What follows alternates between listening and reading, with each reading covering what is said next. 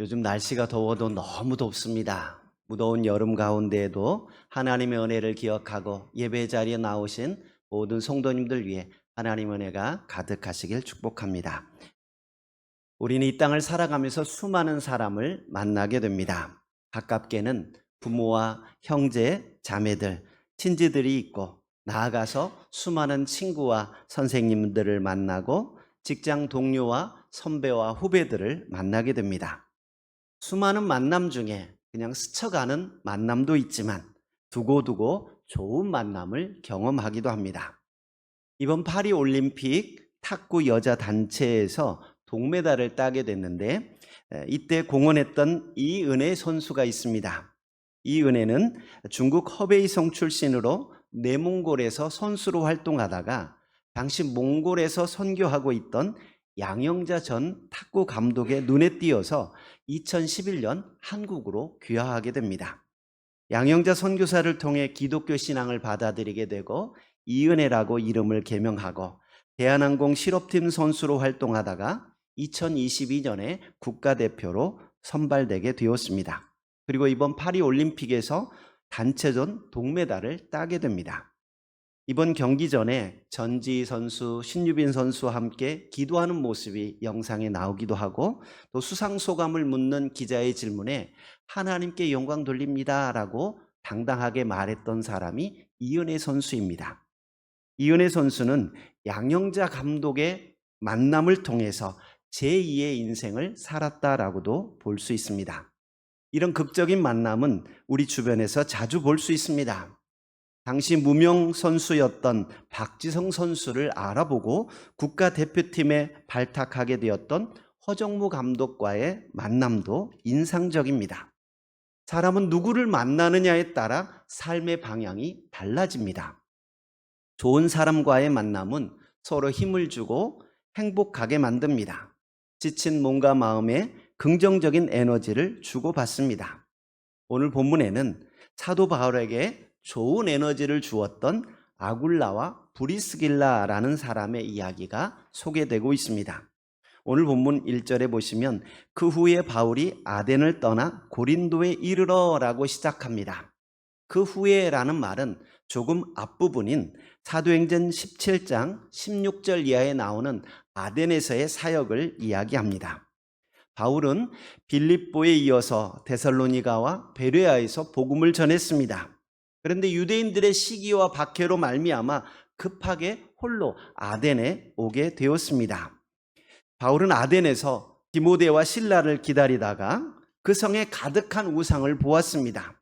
그는 마음에 격분하여서 만나는 사람들마다 회당에서든 장터에서든 예수가 그리스도임을 증거하고 부활의 복음을 증거했습니다. 바울 사도는 자신이 가진 풍부한 철학적인 지식을 총동원해서 에피쿠르스 학파, 스토아 학파 철학자들과 논쟁하였습니다. 바울 사도는 잘 알지 못하던 신에게까지 단을 만들어서 섬기고 있는 이 사람들을 보면서 내가 너희가 알지 못하는 신에게 만들어진 이 단을 보았는데 내가 이 신에 대해서 너희에게 알게 하겠다라고 하면서 천지 만물을 만드신 하나님을 소개합니다. 하나님은 부족한 것이 없는 분이기 때문에 사람이 만든 이 제단에 갇혀 있지 않는다. 금이나 은이나 동이나 철로 만든 우상 안에 있지 않고 온 우주를 다스릴 뿐만 아니라 우리 삶을 만드신 분이다.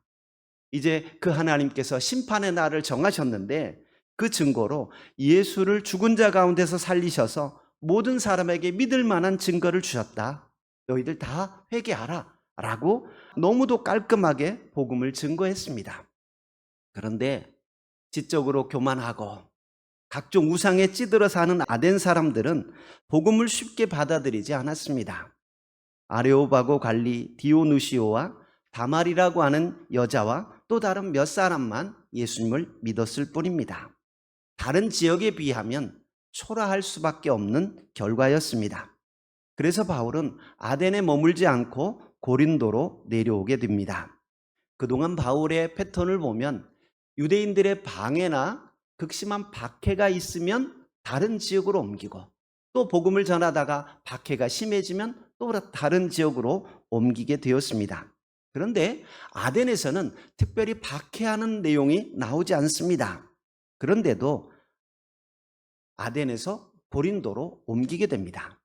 아덴으로 오기로 했던 실라와 디모데도 아직 도착하지 않은 상황입니다.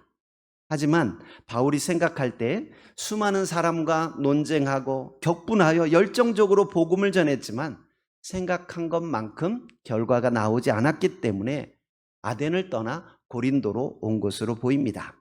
그렇게 다소 지치고 실망스러운 마음으로 왔던 곳이 고린도입니다.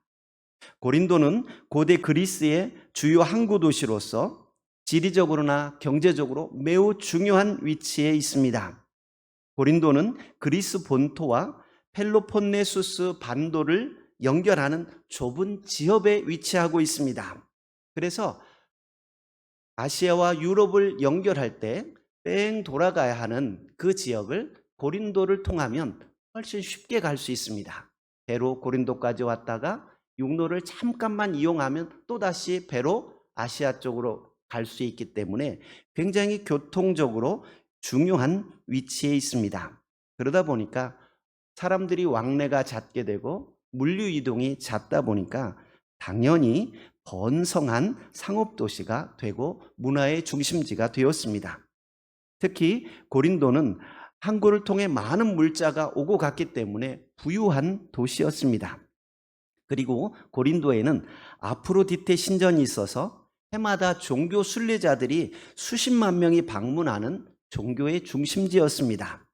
또한 대규모 체육 행사로 인해 사람들의 왕래가 잦은 지역이고 도자기 사업을 중심으로 여러 가지 무역업도 활발하게 번성한 지역이었습니다.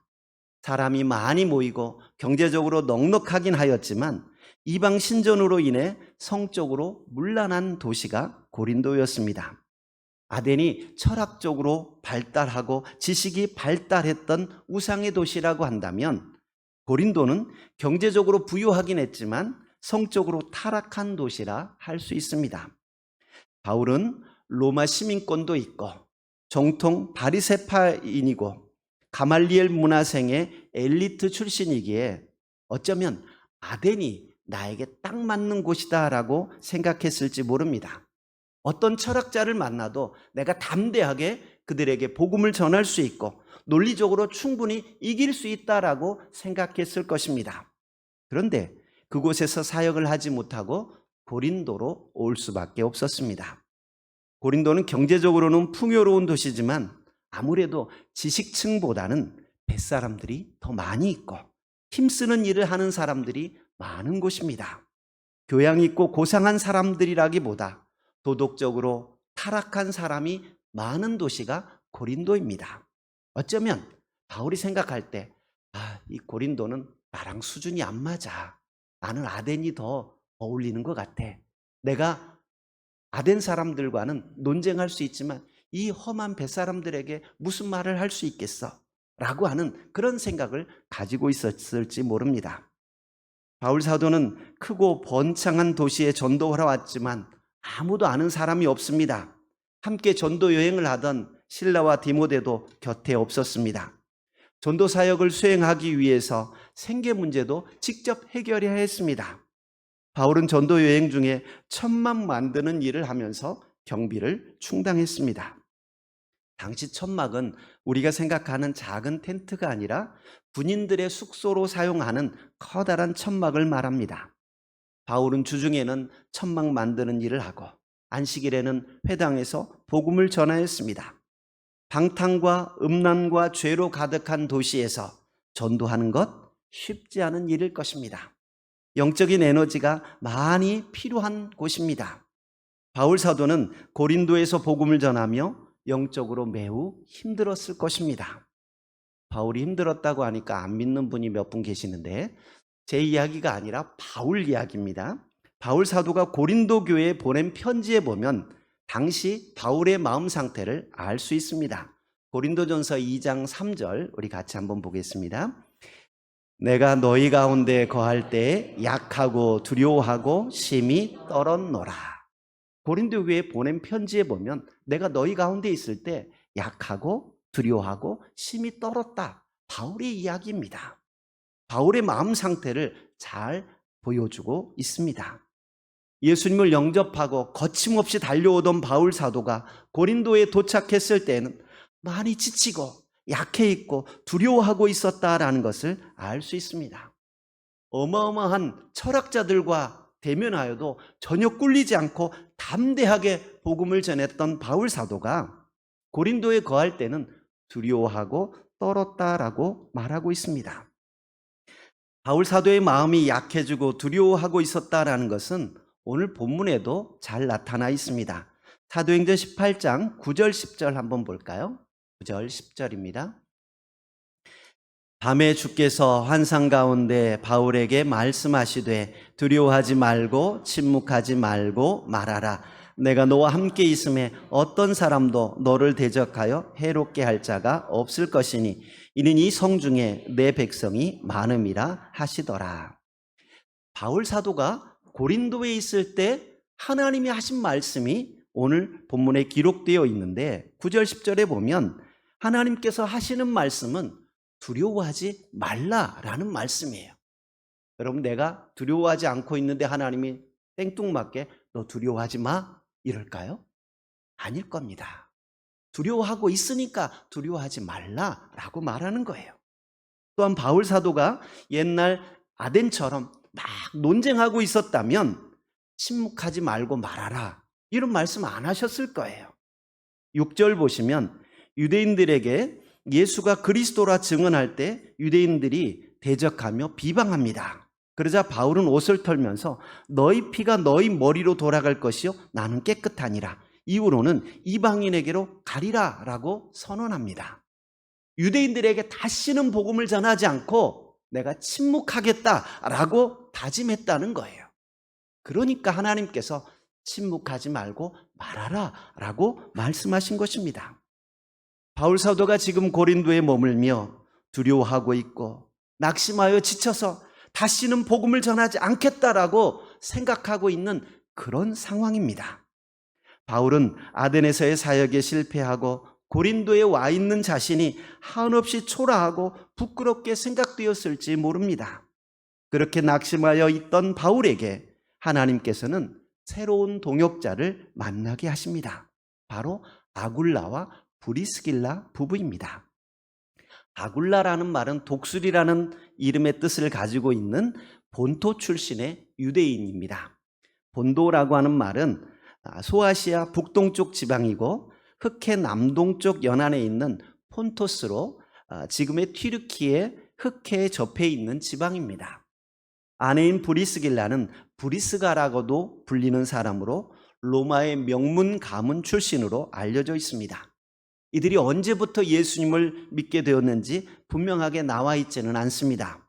이들은 AD 49년경 로마 글라우디오 황제의 추방령에 의해 고린도로 오게 되었습니다. 당시 로마에는 심한 기근이 있었는데 글라디오 황제가 그 원인을 유대인 때문이다 라고 말하면서 로마에 있던 유대인들을 다 추방하게 됩니다. 유대인이었던 아굴라와 브리스길라 부부는 로마를 떠날 수밖에 없었고 상업도시인 고린도까지 오게 된 것입니다. 그들이 고린도에 오게 된 것은 사업을 더 번창하게 하기 위해서 고린도에 온 게 아닙니다. 2절 보시면 당시 황제의 명에 의해 추방당해서 어쩔 수 없이 오게 된 곳이 고린도입니다. 하나님께서는 사역에 실패하여 낙심하여 있는 사람과 삶의 근거지에서 쫓겨나 유랑하게 된 부부를 만나게 하셨습니다. 어찌 보면 실패자들의 만남입니다. 세상적인 눈으로 볼 때는 실패자들이 만난 것처럼 보이지만 하나님께서는 이들의 만남을 귀하게 사용하심으로 말미암아 개인적으로도 영광스러운 삶을 살게 하셨고 하나님의 복음의 열매를 거두게 하셨습니다. 사도 바울은 이들 부부의 도움을 얻어 고린도에 머물며 천막 만드는 일을 함께 할 수 있었고 또한 이들과 함께 고린도의 교회를 세워서 든든한 선교의 기지를 구축하였습니다. 바울이 안디옥으로 돌아가려 할 때 이들 부부도 함께 합류합니다. 아굴라와 브리스길라는 에베소에 머물면서 아볼로를 만나 복음을 전하였고, 그 글라디오 황제의 박해가 끝나자 다시 로마로 돌아가게 됩니다. 성경에는 이들의 이야기가 자세히 나와 있지 않지만 바울이 로마에 있는 교회에 편지하면서 로마서 16장에 도움을 주었던 사람, 문안 인사하는 사람들이 쭉 나오는데, 그때 맨 처음으로 브리스길라와 아굴라를 소개하고 있습니다. 특별히 아굴라와 브리스길라를 동역자라고 표현하고 있고, 그들은 바울을 위해 자기 목이라도 내어놓은 사람이다라고 칭찬하고 있습니다. 로마서 16장 3절 4절 같이 한번 보겠습니다. 너희는 그리스도 예수 안에서 나의 동역자들인 브리스가와 아굴라에게 문안하라. 그들은 내 목숨을 위하여 자기들의 목까지도 내놓았으나니 나뿐 아니라 이방인의 모든 교회도 그들에게 감사하느니라. 아멘. 아굴라와 브리스길라 부부는 바울 사도를 위해 대신 죽겠다고까지 헌신했던 사역자들이었습니다. 저는 말씀을 준비하면서 나에게도 나를 대신하여 죽어줄 정도로 나를 따르고 함께하는 동역자들이 있었으면 좋겠다라는 생각을 하게 되었습니다. 주님, 나에게도 이런 동역자를 보내주십시오. 이렇게 기도하는데 마음에 주님의 음성이 들렸습니다. 얘야, 성도들도 너처럼 똑같이 기도한단다. 네가 너를 위해 죽어줄 성도를 찾고 있는 것처럼 성도들은 자신을 위해 죽어줄 목사를 찾고 있단다. 이런 얘기가 들리는 거예요. 여러분, 바울 사도는 약하고 두렵고 떨리는 이 고린도에서 생명을 내어줄 정도로 귀한 동역자를 만나게 됩니다. 그저 잠시 천막 만드는 일을 같이 했을 뿐인데 그 만남을 통해 귀한 사역의 동역자들이 되었던 것입니다. 여러분, 여러분에게는 여러분의 목숨을 대신하면서까지 지키고 싶은 사람이 있습니까? 목사는 그런 성도를 만난다면 행복한 것이고, 성도는 그런 목사를 만난다면 행복할 것입니다. 바라기는 오늘 우리 교회가 이런 교회가 되기를 소망합니다. 목자가 양을 위해 목숨을 내걸고, 양은 목숨을 걸고 목자를 따르는 그런 아름다운 믿음의 동역자들이 될 수 있기를 축복드립니다. 하나님께서는 고린도에서 바울과 평생을 두고 사역하게 될 좋은 동역자들을 붙여주셨습니다.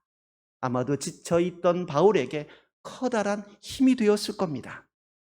5절 보시면 실라와 디모데도 합류하게 되고, 7절에 보면 하나님을 경외하는 디도 유스도를 만나고, 8절에 보니까 회당장 그리스보가 온 지방과 더불어 주를 믿으며 수많은 고린도 사람도 믿고 세례를 받게 됩니다.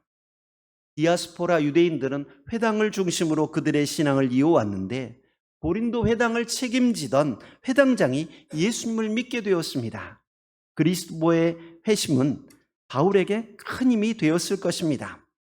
바울은 아덴에서 성공하지 못하고 고린도로 오게 되었지만 하나님께서는 천막 만드는 일을 같이 할 수 있는 아굴라 브리스길라 부부를 만나게 하셨고, 1년 반을 같이 보내면서 새로운 사역을 할 수 있을 정도로 힘을 얻게 됩니다. 우리는 수많은 사람을 만나고 살아갑니다. 버스를 타거나 지하철을 타면 무수히 많은 사람들과 부딪힙니다. 무심결에 지나는 이런 사람들 외에도 함께 대화를 나누고 말을 섞는 많은 사람들을 만나게 됩니다. 우리의 만남에는 우연이 없습니다. 하나님께서 허락하지 않으시면 참새 한 마리도 땅에 떨어지지 않는다고 하셨습니다. 오늘 만나는 모든 사람은 이유가 있어서 만나게 하신 것입니다. 하나님께서는 지쳐있는 사도 바울에게 아굴라, 브리스길라 부부를 보내셔서 힘있게 사역을 감당할 수 있도록 은혜를 주셨습니다. 하나님께서는 삶의 근거를 잃고 쫓겨났던 아굴라, 브리스길라에게 바울 사도를 만나게 하셔서 새로운 사명을 깨닫고 복음 전하는 일에 헌신하게 하셨습니다. 하나님께서는 내가 지쳐 있을 때 힘을 주시기 위해 위로자를 보내주시기도 합니다. 또한 나의 교만을 깨닫게 하기 위해 나를 힘들게 하는 사람을 보내실 수도 있습니다. 내가 만나는 모든 사람들, 이 사람들이 우연히 만난 것이 아니라 하나님께서 보내주신 사람이라는 것을 기억하십시오. 그 사람을 통해 우리가 하나님의 뜻을 깨닫게 된다면 우리의 믿음은 더욱 성장하게 되고 하나님의 사명을 더 풍성하게 감당하게 될 것입니다. 요셉은 왕의 감옥에 있을 때 간수를 돌보는 일을 했습니다. 그저 무심코 자기 일만 감당하면 되었겠지만 한 사람 한 사람 성실하게 대하였습니다.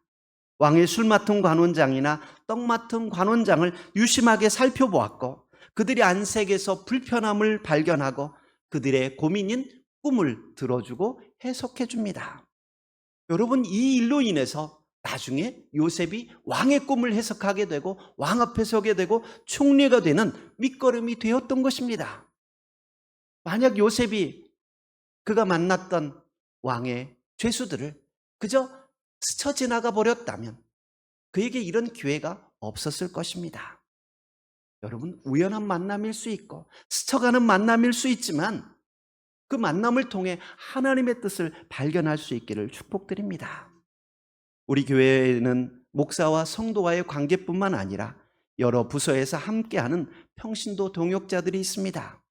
우리는 은광교회라고 하는 울타리 안에서 주님의 일을 감당하기 위해 부름받은 사람들입니다. 서로가 각자의 자리에서 예배만 드리고 돌아간다면 하나님이 주시는 위로와 힘은 얻을 수 있겠지만 성도들을 통해 주시는 힘과 위로와 격려는 얻을 수 없을 것입니다. 바라기는 함께하는 모든 신앙의 공동체 안에서 서로 힘이 되어주고 격려가 되어주는 아름다운 동역자들의 관계가 될 수 있기를 바랍니다. 그런 의미에서 인사 한번 할게요. 옆에 계신 분들 보면서 만나게 되어 반갑습니다. 인사 한번 하시죠. 소중한 분을 몰라 뵙게 되어 죄송합니다. 오늘 만나는 모든 사람들을 소중하게 대할 수 있기를 바랍니다. 요즘은 핸드폰을 바꾸면 마치 포장이사 하듯이 데이터, 사진, 전화번호가 통째로 다 그냥 넘어옵니다. 그런데 얼마 전까지만 해도 이 동기화가 잘 되지 않았던 때는 핸드폰 바꾸면 어떻게 합니까? 옛날에 핸드폰 펴놓고 김아무개 몇 번 010 어쩌고 저쩌고 저장하고 그다가 넘기다가 이 사람을 또 저장해야 되나? 고민되는 사람이 있습니다. 옛날에는 서로 전화번호 주고받으면서 우리 연락하고 지내자, 가끔씩 차도 마시고 밥도 먹고 우리 좀 친하게 지내자, 분명히 약속하고 전화번호를 받았을 텐데 1년이 지나도록 한 번도 연락하지 않은 사람들도 있어요. 그러다 보면 핸드폰 바꿀 때 이 사람 번호를 저장해야 되나 말아야 되나 고민되는 사람이 있지요. 여러분, 1년 전에 그렇게 친하게 지내던 사람이 지금도 내 주변에 있습니까? 있을 수도 있고 없을 수도 있습니다. 잠깐 만난 만남이지만 평생을 두고 좋은 친구가 되어서 계속 연락을 주고받는 사람도 있고 오랫동안 만났지만 그저 아무런 의미 없는 만남으로 스쳐 지나가는 사람들도 있습니다. 바라기는 오늘 함께 예배하고 함께 신앙생활하는 우리 공동체 식구들이 소중한 만남이 되고 평생을 두고 좋은 동역자들이 되어줄 수 있기를 바랍니다.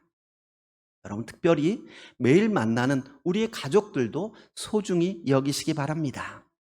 하나님께서 나를 위로하고 힘을 주시기 위해 사람들을 만나게 하시기도 하시지만 또한 누군가에게 도움이 필요하기 때문에 나를 만나게 하실 때도 있습니다. 하나님께서는 나를 통해 오늘 만나는 사람에게 하나님의 위로를 전달해 주기를 원하실 수도 있습니다. 나를 통해 그 사람이 복음을 듣게 하기를 원하실 수도 있다는 사실입니다. 오늘 우리에게 만나는 수많은 사람들 귀하게 여길 수 있기를 바랍니다. 히브리서 13장 1절 2절에 보면 이런 말씀이 있습니다. 형제 사랑하기를 계속하고 손님 대접하기를 잊지 말라. 이로써 부지 중에 천사를 대접한 이들도 있었느니라. 롯은 자기 집에 온 사람들이 천사인지 몰랐습니다. 그냥 나그네인 줄 알았지만 그들을 자기 집 안으로 초대하고 극진히 대접했습니다. 그러다가 소돔과 고모라가 멸망하는 그 순간에 그의 가족이 구원함을 받게 됩니다. 오늘 내가 만나는 사람이 누구인지 우리는 알지 못합니다. 무시해도 좋을 사람은 한 사람도 없습니다. 하나님께서 우리에게 보내주신 사람이라고 한다면 그 사람을 통해 내가 도움을 받을 수도 있고 내가 그 사람에게 도움을 줄 수도 있습니다. 뭔가 하나님의 뜻이 있어 만나게 하셨을 텐데 서로가 서로에게 힘을 주고 격려가 되는 아름다운 믿음의 동역자들이 되시길 주의 이름으로 축복드립니다. 아멘. 은혜로우신 하나님, 오늘도 주의 전에 나와 예배할 수 있도록 은혜 주시고 하나님께서 우리에게 말씀으로 깨닫게 하시니 감사합니다. 우리에게 주신 수많은 사람들, 만나게 하시는 그 사람들을 통해 하나님의 동역자들을 발견하게 하시고 함께하는 믿음의 공동체를 세워가게 하여 주옵소서. 오늘도 만나는 모든 사람들을 천사 대하듯 소중하게 대하기로 결단하는 모든 믿음의 사람들 위해 하나님의 은혜가 충만하게 하여 주옵소서. 예수님 이름으로 기도하옵나이다. 아멘.